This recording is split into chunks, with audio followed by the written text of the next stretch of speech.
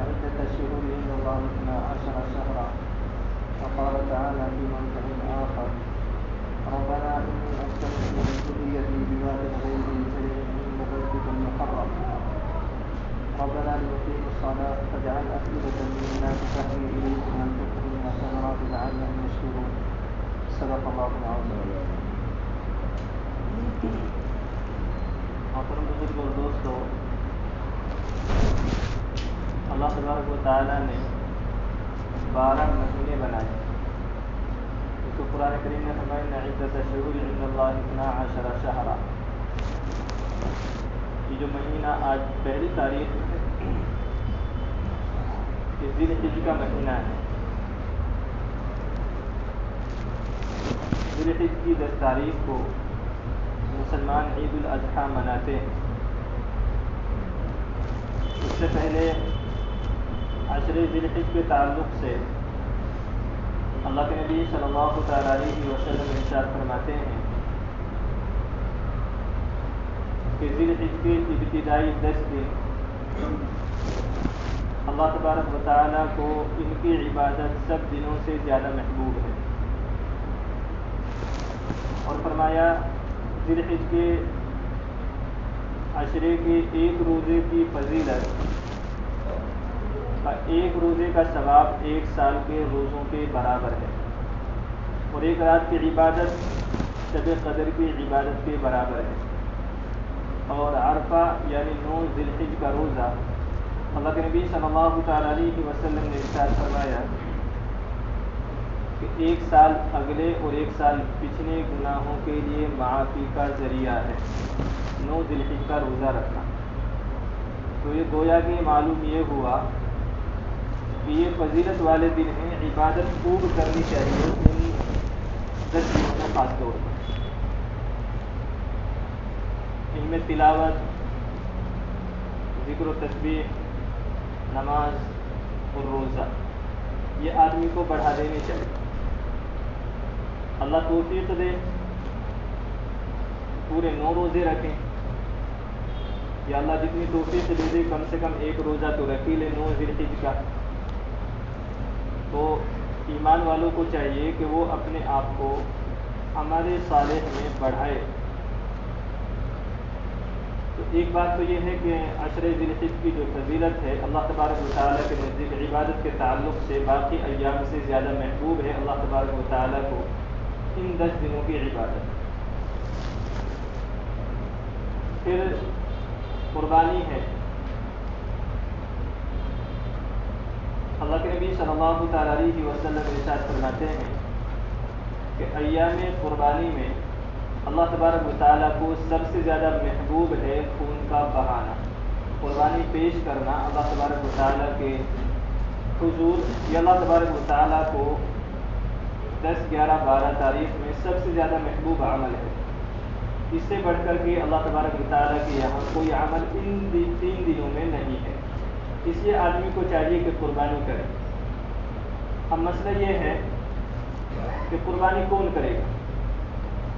قربانی کرنے کے لیے مسلمان ہونا ضروری ہے، کیونکہ قربانی عبادت ہے اور عبادت مسلمان کرتا ہے، بندگی مسلمان کرتا ہے، کافر نہیں کرتا. اس لیے کافروں کے اوپر قربانی ہے بھی نہیں. ایسے ہی آزاد ہونا چاہیے، غلام کے اوپر قربانی نہیں ہے. ایسے ہی مقیم ہونا چاہیے، مسافر کے اوپر نہیں ہے. صاحب نصاب ہونا چاہیے، جو صاحب نصاب نہیں اس کے اوپر قربانی نہیں. صاحب نصاب کیا ہے؟ شریعت کا نصاب کیا ہے؟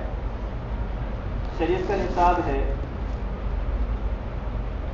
کہ 7 ساڑھے 7 تولے سونا اور 52.5 تولے چاندی.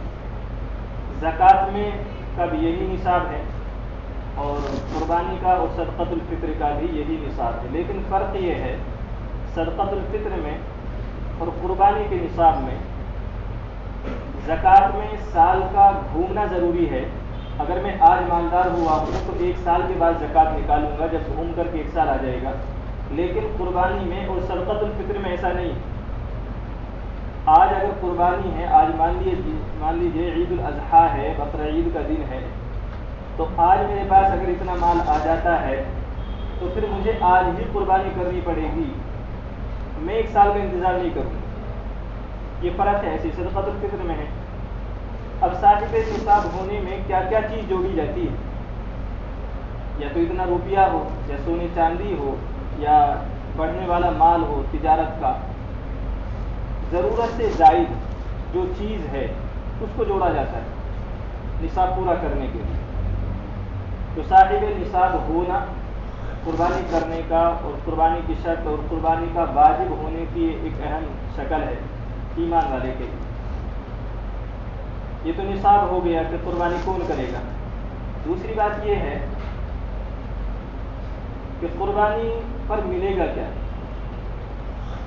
صحابہ کرام کی خوبصورت عادت یہ تھی کہ وہ اللہ کے نبی صلی اللہ تعالیٰ علیہ وسلم سے معلوم کر لیا کرتے تھے. آج مسلمانوں کی بدترین عادت یہ ہے کہ وہ معلوم نہیں کرتے. ہر آدمی مفتی بنا پھرتا ہے، جس کا جو دل چاہا نہ کر لیا. کسی مفتی صاحب سے، کسی عالم صاحب سے، کسی جاننے والے سے کوئی معلوم کرنے کی ہمت نہیں کرتا. جبکہ کوئی چیز اگر معلوم نہیں ہے تو شرم نہیں ہونی چاہیے. اگر آج شرم کریں گے تو پھر مرنے کے بعد اس کی سزا بھی بھگتنی پڑے گی.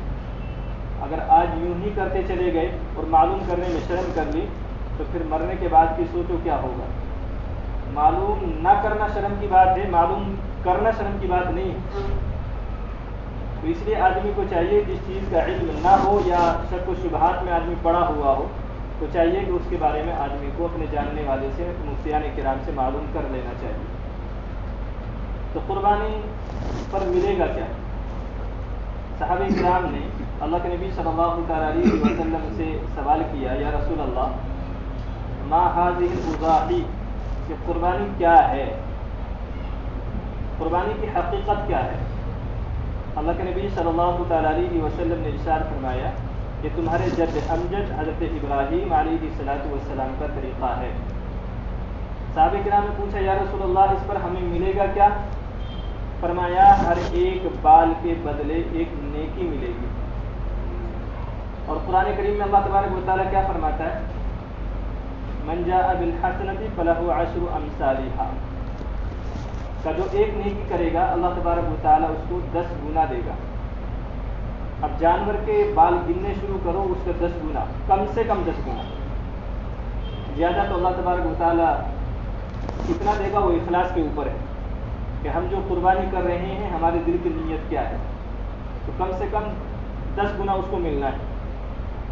صحابہ کرام نے پوچھا، یا رسول اللہ جو خون والے جانور ہیں کیا اس کو بھی ہر ایک بال کے بدلے ایک نیکی ملے گی؟ یہ تو ثواب ہے، اللہ تبارک و تعالیٰ قربانی پر اس کو یہ دے گا. اور جو قربانی نہیں کرے گا صاحب نصاب ہونے کے بعد، اللہ کے نبی صلی اللہ تعالیٰ علیہ وسلم نے ارشاد فرمایا جو صاحب نصاب ہونے کے بعد قربانی نہ کرے، فرمایا وہ ہماری عیدگاہ کے قریب بھی نہ آئے. اس بات کو یہاں روک کر کے میں ایک بات کہنا چاہوں گا. آج کل لوگ، لبرل قسم کے لوگ، یہ سوال اٹھاتے ہیں کہ بھائی اتنا خون بہاتے ہیں، اتنی قربانیاں ہوتی ہیں کہ آدمی اس پیسے کو بچا کر کے کسی غریب کی مدد کر دے، کوئی کالج بنوا دے، کوئی یونیورسٹی بنوا دے، تعلیم کا انتظام کرا دے، بیواؤں بچیوں کی شادی کرا دے، دوسرے چیزوں میں ان کو خرچ کر دیں. اتنی قربانی کر کے پیسہ برباد کرتے ہیں. جبکہ قربانی قربانی نہیں ہے. سب سے پہلے تو یہ یاد رہے، قربانی صرف خون بہانے کا نام نہیں ہے. قربانی صرف خون بہانے کا نام نہیں ہے. قربانی پیش کرنے کا نام ہے کہ جس چیز کو ہم نے خود پالا ہے، جس جانور کو، کتنا مشکل ہے ایک انسان کے لیے کسی جانور کو قربان کرنا جس کو اس نے خود پالا ہو، لیکن اللہ تبارک و تعالیٰ کی رضا کے لیے کرتے ہیں. یہ قربانی جد امجد حضرت ابراہیم علیہ السلام کی یادگار ہے. جب آدمی قربانی پر کھڑا ہوتا ہے تب کوئی یادگار اور تاریخ داں یا تاریخ ساز کوئی واقعہ رونما ہوا کرتا ہے. آج مسلمان قربانی دینے سے پیچھے ہٹ گیا ہے. وہ جیسے کافر ہے، وہ سمجھتے ہیں کہ ہمارا اپنا ایک مذہب ہے، ہم اپنا کیے جا رہے ہیں بس ایسے ایسے مسلمان بھی ہے کہ ہمارے ایک مذہب ہے، نماز روزہ اس میں پڑھ کے ہم بھی ایسے کیے جا رہے ہیں، تو آج وہ بھی وہی ہیں ہم بھی وہی ہیں، اس لیے کوئی انقلاب نہیں آ سکتا ہے۔ انقلاب آئے گا جب امت قربانی پر کھڑی ہوگی۔